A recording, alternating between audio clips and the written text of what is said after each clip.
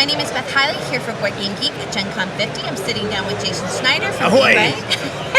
He's brought us, couldn't resist. Right, just popped out. Brought us I would still consider a classic, Rainier Knizia's Loot. That's right. It is a classic. We've had it in the Game Art line for a bunch of years, but we just this year refreshed it with a brand new look for it. We really and the nice, because you were in a cardboard box before too, and now you've gone to the metal tin. Exactly, and we really wanted to give the sophistication of the game, because when it comes down to it, like, this game really has a good level of strategy to it, and we really wanted to age it appropriately to those who have been playing the game for years and those who are finding it for the first time and saying it's a serious card game, it's a super fun card game, but it's one that really deserves people's attention for both its simplicity and how it was designed, and also its complexity and how there's lots of different choices while you're playing it. I'll give you a quick pitch on how the game works. Absolutely. So we sort of laid out a sampling of cards here. So the deck is really made up of two elements to it. There are merchant ships here, and each merchant ship is worth a different loot value. There's gold coins on each of them.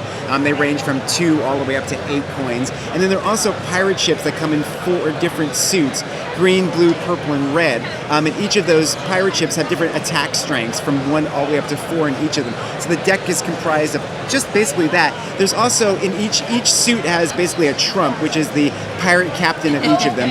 That's a bad term. We have to come up with a new term for what Trump means these days, right? Anybody out there, we need a new word for that now, please. So I leave it up to you to give us the... I was more laughing at just the juxtaposition of a pirate trump.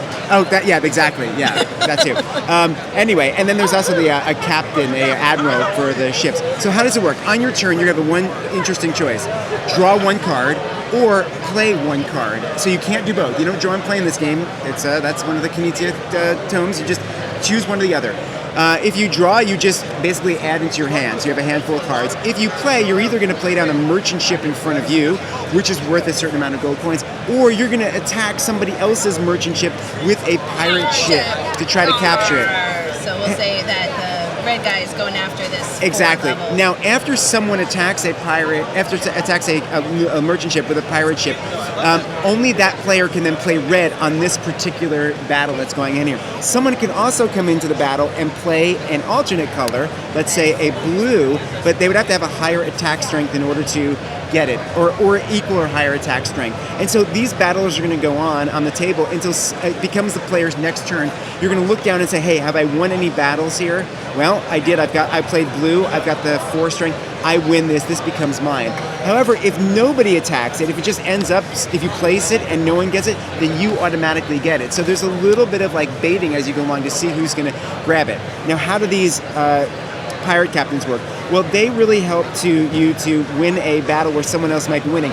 Let's say the blue has now beat the red. Well, if the red player plays down the pirate captain, that takes over from the blue, and then they would win it. And the game goes on. People are taking these kind of tactical moves, drawing a card, playing in front of you, baiting other people, attacking others until the deck is out and one player is out of cards. Then everybody adds up the coins they've collected, the loot they've collected, and whoever's the highest score is the winner. Great game for 2 to 8 players. Why? Because between 4 and 6 players, it's a really interesting partnership game.